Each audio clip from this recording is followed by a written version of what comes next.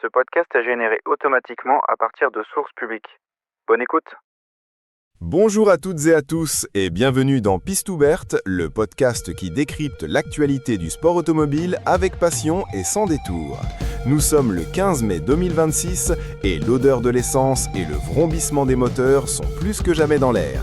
Absolument, et ce week-end, une épreuve légendaire nous attend. Une de celles qui font vibrer les puristes et frissonner les pilotes. Le Nürburgring est sur toutes les lèvres. En effet, ce circuit mythique, situé à Nürburg en Allemagne, est une véritable institution. Et pour bien comprendre ce qui nous attend, Ouest France nous a récemment proposé une immersion vidéo avec nul autre que Max Verstappen sur ses 25 km les plus redoutés du sport automobile.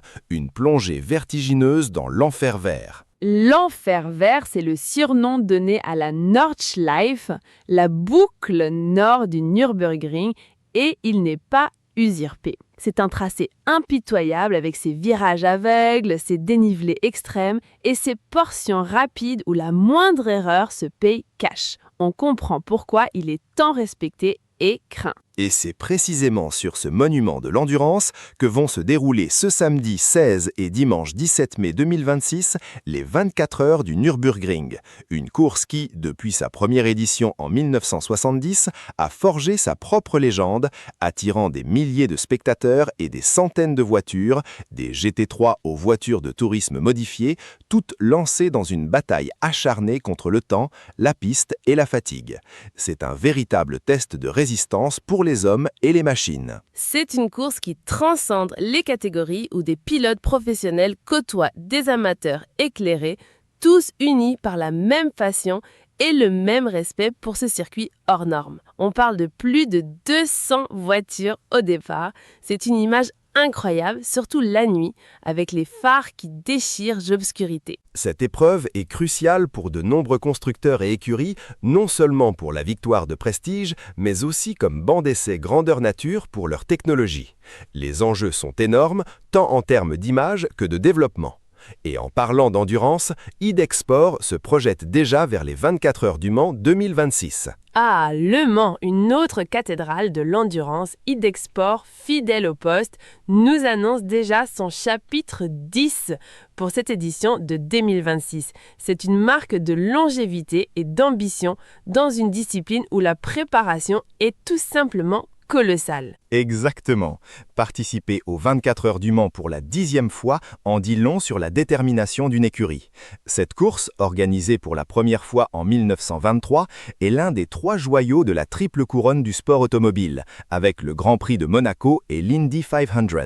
Les enjeux financiers sont considérables, avec des budgets qui se comptent en millions d'euros, sans parler de la logistique titanesque pour aligner une voiture compétitive et fiable pendant 24 heures. Et l'avenir du sport automobile, il se dessine aussi avec de nouveaux visages, de nouvelles ambitions. La question est posée par Sport Orange. Une pilote française en F1, c'est pour bientôt? C'est un sujet qui revient souvent et qui est crucial pour la diversité et l'attractivité de la F1. C'est une aspiration légitime et forte. La F1, malgré ses avancées, reste un bastion majoritairement masculin. L'émergence d'une pilote française au plus haut niveau serait un signal fort, non seulement pour notre pays, mais pour l'ensemble du sport. Cela inspirerait des milliers de jeunes filles à se lancer dans le karting et à viser les sommets. Les filières de détection existent et la pression médiatique et sportive est là pour accélérer ce mouvement. On l'espère vraiment, cela apporterait une nouvelle dynamique. Mais au-delà des sommets de la F1 ou des grandes courses d'endurance, l'actualité nous montre que la passion automobile est aussi très vivante au niveau local, sur tous les terrains. C'est un point essentiel. L'ASA Morvan, par exemple, a vécu un week-end chargé de victoires et de lauriers, comme le rapporte Autun Info. C'est la preuve que les clubs locaux sont le véritable vivier du sport automobile, là où les talents émergent et où la passion se transmet. Et cette passion, elle se manifeste aussi par l'organisation d'événements qui font vivre nos régions. Le rallye du Val d'Adoux dans le Tarn revient pour sa 18e édition, selon le tarnlibre.com. 18 éditions, c'est une sacrée longévité pour un événement local. C'est la preuve de l'engagement des bénévoles et de l'attrait indéfectible pour le rallye, une discipline qui combine vitesse, précision et lecture du terrain.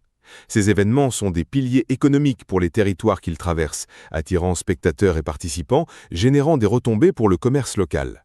On voit aussi la passion pour les belles mécaniques, le prestige. À Riscle, la Dépêche Pointière nous parle d'un succès retentissant pour un rassemblement de voitures de prestige. Et à Saint-Laurent-de-Cerdan, l'Indépendant confirme que les Porsche ont toujours autant de succès. C'est un phénomène qui ne se dément pas. Les voitures de prestige, qu'elles soient classiques ou modernes, continuent de fasciner. Ces rassemblements sont l'occasion de partager une culture automobile, d'admirer des modèles rares et d'échanger entre passionnés. La marque Porsche, fondée en 1931, a toujours incarné cette excellence et cette performance, et son succès en témoigne, année après année, partout dans le monde. Et puis, il y a la créativité, parfois un peu décalée, des passionnés. Sport Auto nous présente une BMW 318 Ci transformée en Mustang et se demande si ça vaut le détour ou pas. C'est audacieux, c'est le mot qu'on puisse dire. Je ne le même pas savoir. C'est une manière très personnelle d'exprimer sa passion, en tout cas. Que l'on apprécie ou non le résultat, cela montre une certaine ingéniosité et un désir de se distinguer. C'est une facette de la culture automobile, celle de la personnalisation et de la transformation. Et pour revenir à la compétition pure, Sud-Ouest nous rapporte que Julien Febvreau, figure bien connue du sport auto, nous donne rendez-vous au dernier virage en rallycross. C'est une discipline explosive, très spectaculaire. Le rallycross est une discipline unique, combinant des portions de terre et d'asphalte, avec des courses courtes et intenses où le contact n'est pas rare. La phrase de Julien Febvreau est emblématique de l'esprit de cette compétition. La bagarre est permanente et tout peut se jouer dans les ultimes mètres. C'est un sport qui gagne en popularité et qui offre un spectacle garanti. Ah, il y a tant de facettes à cette passion. Des circuits mythiques aux rassemblements locaux, de l'endurance à la vitesse pure, sans oublier les transformations parfois surprenantes. Et pour conclure cet épisode, je voudrais faire un clin d'œil à une figure emblématique du cinéma français, Claude Lelouch. L'équipe nous rappelle ses confidences sur sa passion pour le sport et son film Un homme et une femme, sacré au Festival de Cannes en 1966, où il déclarait « L'amour, c'est un sport très dangereux ». Une phrase qui résonne avec l'esprit du sport automobile. Il y a l'amour de la vitesse, du risque, de la compétition, et cette prise de risque inhérente qui rend la victoire d'autant plus précieuse. C'est une métaphore parfaite pour ce monde où la passion et le danger se côtoient en permanence.